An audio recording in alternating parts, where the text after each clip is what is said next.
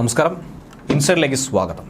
പ്രധാനപ്പെട്ട ചില വിഷയങ്ങൾ ബോബി ചെമ്മണ്ണൂരിന്റെ അറസ്റ്റുമായി ബന്ധപ്പെട്ട് ഉരുത്തിരിഞ്ഞു വരുന്നുണ്ട്. ഹൈക്കോടതി ജാമ്യം അനുവദിച്ചുവെങ്കിലും ജയിലിന് പുറത്തിറങ്ങാൻ കഴിയാതെ ബോച്ചെ എല്ലാവരെയും വലയ്ക്കുകയാണ്, പ്രത്യേകിച്ച് ജയിൽ അധികൃതരെ. കാരണം മറ്റു കേസുകളിൽ തനിക്കൊപ്പം തന്നെ സമാനമായി പ്രതി ചേർക്കപ്പെട്ട് ജയിലിൽ കഴിയുന്നവരിൽ ജാമ്യം കിട്ടിയിട്ട് പോലും പുറത്തിറങ്ങാൻ കഴിയാത്ത ഒരുപാട് ആളുകളുണ്ട്. അവർക്ക് പല പല കാരണങ്ങളുമുണ്ട്. അതുകൊണ്ട് ജയിലിലുള്ള തടവ് പുള്ളികൾക്ക് ഐക്യദാർഢ്യം പ്രഖ്യാപിച്ചുകൊണ്ടാണ് ബോബി ചെമ്മണ്ണൂരിൻ്റെ അടുത്ത സമരം. ജയിൽ മോചിതനാകാൻ അങ്ങനെ തയ്യാറാകുന്നില്ല, ഇന്ന് പുറത്തു വരില്ല എന്നുള്ള കടുത്ത പിടിവാശിയിൽ തന്നെയാണ് ബോബി. പല കേസുകളുമായി ബന്ധപ്പെട്ട് പ്രതി ചേർക്കപ്പെട്ട് ജയിലിൽ കഴിയുന്നവരിൽ ജാമ്യം കിട്ടിയിട്ടും പുറത്തിറങ്ങാൻ കഴിയാത്ത ആളുകൾക്കും ജയിൽ മോചിതരാകാൻ കഴിഞ്ഞാൽ മാത്രമേ താനും ജയിലിൽ നിന്ന് പുറത്തിറങ്ങുമെന്നാണ് ബോബി പറയുന്നത്. ഹൈക്കോടതി ഉത്തരവ് അനുസരിച്ചുകൊണ്ടുള്ള ജാമ്യവ്യവസ്ഥകൾ അംഗീകരിച്ചുകൊണ്ട് ജയിലിനുള്ളിലെ ബുക്കിൽ ഒപ്പിട്ടാൽ മാത്രമേ ബോബി ചെമ്മണ്ണൂരിന് പുറത്തിറങ്ങാൻ കഴിയൂ.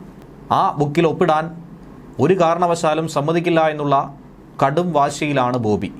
കാക്കനാട് ജില്ലാ ജയിലിന് മുന്നിലാണ് നാടകീയമായി ഈ രംഗങ്ങളൊക്കെ തന്നെ ഉള്ളത്. കാരണം ജയിലിന് പുറത്ത് മെൻസ് അസോസിയേഷൻ ഉൾപ്പെടെ പലവിധ സംഘടനകൾ ബോബിയെ പൂമാല അണിയിച്ച് സ്വീകരിക്കാനും വലിയ ഒരു ആരാധക വൃന്ദം തന്നെയാണ് കാത്തു നിൽക്കുന്നത്. അപ്പോഴാണ് 6 ദിവസമായി കാക്കനാട് ജയിലിലായിരുന്ന ബോബി വീണ്ടും 7ാം ദിവസവും ജയിലിനുള്ളിൽ തന്നെ കഴിയുമെന്ന ശാഠ്യം പിടിക്കുന്നത്. ചൊവ്വാഴ്ച ഹൈക്കോടതി ജാമ്യം അനുവദിച്ചതിന് പിന്നാലെയാണ് ഈ നീക്കങ്ങൾ ഉണ്ടായത്. എന്നാൽ ഇതിനിടയിൽ ബോബിക്കെതിരായ ഗുരുതരമായ ആരോപണങ്ങൾ ജയിലിനുള്ളിലും ഉയർന്നു കേൾക്കുന്നുണ്ട്. വിവാദങ്ങൾ ഒഴിയുന്നില്ല. കാരണം ജില്ലാ ജയിലിൽ ബോബി ചെമ്മണ്ണൂരിന് വേണ്ട പ്രത്യേക സൗകര്യങ്ങൾ ഒരുക്കി കൊടുത്തു എന്നുള്ള ആരോപണമാണ് ശക്തിപ്പെടുന്നത്.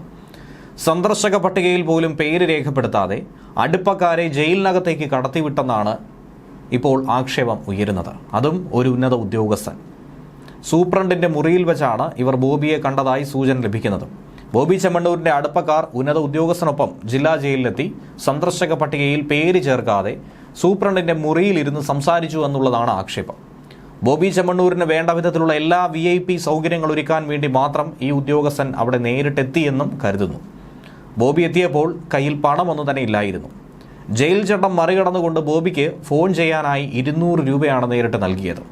പിന്നീട് ഇത് രേഖകൾ എഴുതി ചേർത്തു. ഇതുമായി ബന്ധപ്പെട്ടുള്ള അന്വേഷണം സ്പെഷ്യൽ ബ്രാഞ്ച് ഇപ്പോൾ ആരംഭിച്ചു കഴിഞ്ഞു. ഈ സാഹചര്യത്തിൽ കൂടിയാണ് ബോബിക്ക് ജാമ്യം ലഭിച്ച വിധിയിൽ രൂക്ഷ പരാമർശം ഹൈക്കോടതി നടത്തിയിരിക്കുന്നത്. കാര്യം ഒരു കാരണവശാലും ഈ തെറ്റിനി ആവർത്തിക്കാൻ പാടുള്ളതല്ല. ബോബിയുടെ ഭാഗത്തു നിന്നും കുറ്റം നിലനിൽക്കുന്നതായി തന്നെയാണ് കണ്ടെത്തിയിട്ടുള്ളത് എന്നാണ് ജാമ്യം അനുവദിച്ചുകൊണ്ട് തന്നെ കോടതി പറയുന്നത്. മറ്റുള്ളവരുടെ വക്കാലത്ത് ഏറ്റെടുക്കേണ്ടതില്ല. ശരീരത്തെ ആക്ഷേപിക്കുന്ന ഒരു കാര്യം അതൊരിക്കലും അംഗീകരിക്കാൻ കഴിയില്ല. ഒരു സ്ത്രീയുടെ ശരീരത്തെ ആക്ഷേപിക്കുകയോ ഇത്തരത്തിൽ മോശകരമായി ചിത്രീകരിക്കുകയോ ചെയ്ത് കഴിഞ്ഞാൽ അത് അവരെയല്ല വിലയിരുത്തുന്നത്, പകരം അത് നിങ്ങളുടെ സ്വഭാവത്തെ തന്നെ ആയിരിക്കുമെന്നുള്ള രൂക്ഷമായ വിമർശനം ഉദ്ധരിച്ചുകൊണ്ട് തന്നെയാണ് ഹൈക്കോടതി വിധിന്യായം പുറപ്പെടുവിച്ചത്. വേഷത്തിലൂടെയോ രൂപത്തിലൂടെയോ ഒരാൾ സ്ത്രീയെ വിലയിരുത്തുമ്പോൾ വിലയിരുത്തപ്പെടുന്നത് സ്ത്രീയല്ല, മറിച്ച് സ്വയം അയാൾ തന്നെയാണെന്നാണ് ജസ്റ്റിസ് PV കുഞ്ഞികൃഷ്ണൻ ചൂണ്ടിക്കാണിച്ചത്. അമേരിക്കൻ മോട്ടിവേഷൻ സ്പീക്കർ ഉദ്ധരിച്ചുകൊണ്ടാണ് കോടതി ഇങ്ങനെ ഒരു പരാമർശം പങ്കുവച്ചത്. മറ്റുള്ളവരെക്കുറിച്ച് പരാമർശം നടത്തുമ്പോൾ എല്ലാവരും ജാഗ്രത പുലർത്തണം. ഒരിക്കലും മറ്റൊരാളുടെ സ്വാതന്ത്ര്യത്തിലോ അവരെ അപമാനിക്കുന്ന തരത്തിലോ ഒന്നും തന്നെ പരാമർശിക്കാൻ പാടുള്ളതല്ല. അതുകൊണ്ട് കേസ് നിലനിൽക്കില്ല എന്ന വാദം ഒരിക്കലും അംഗീകരിക്കാൻ കഴിയില്ല എന്നാണ് ഹൈക്കോടതി പറയുന്നത്. സ്ത്രീ ആയാലും പുരുഷനായാലും മറ്റുള്ളവരെക്കുറിച്ച് അഭിപ്രായം പറയുമ്പോൾ ശ്രദ്ധിക്കുക. ബോബി ചെമ്മണ്ണൂരിൻ്റെ വാക്പ്രയോഗം ദ്വയാർത്ഥത്തിൽ തന്നെയാണെന്ന് കോടതിക്ക് മനസ്സിലായി. ദ്വയാർത്ഥ പ്രയോഗമാണ് ഏതൊരു മലയാളിക്കും വളരെ എളുപ്പത്തിൽ മനസ്സിലാക്കാൻ കഴിയുന്നതാണ്.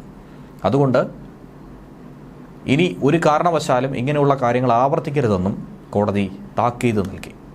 ബോബി ചെമ്മണ്ണൂരിന് വേണ്ടി മുതിർന്ന അഭിഭാഷകൻ B. രാമൻപിള്ളയാണ് ഹാജരായത്. ജാമ്യ ഹർജിയെ സർക്കാർ ഹൈക്കോടതിയിൽ രൂക്ഷമായി തന്നെ എതിർത്തിട്ടുണ്ടായിരുന്നു. ബോബി ചെമ്മണ്ണൂരിനെ കസ്റ്റഡിയിൽ വിടുന്നത് എന്തിനെന്നായിരുന്നു കോടതിയുടെ ചോദ്യവും. പ്രതി നടിയെ തുടർച്ചയായി അപമാനിച്ചെന്നും നിരന്തരം അശ്ലീല പരാമർശം നടത്തിയെന്നുമാണ് സർക്കാർ അഭിഭാഷകന്റെ മറുപടിയും. ഈ സംഭവം സമൂഹത്തിന് ഒരു സന്ദേശമാകണമെന്നാണ് പ്രോസിക്യൂഷന്റെ വാദം. പക്ഷേ പ്രതി റിമാൻഡിലായപ്പോൾ തന്നെ സമൂഹത്തിന് കിട്ടേണ്ട സന്ദേശം കിട്ടിയെന്നാണ് കോടതി മറുപടി നൽകിയത്.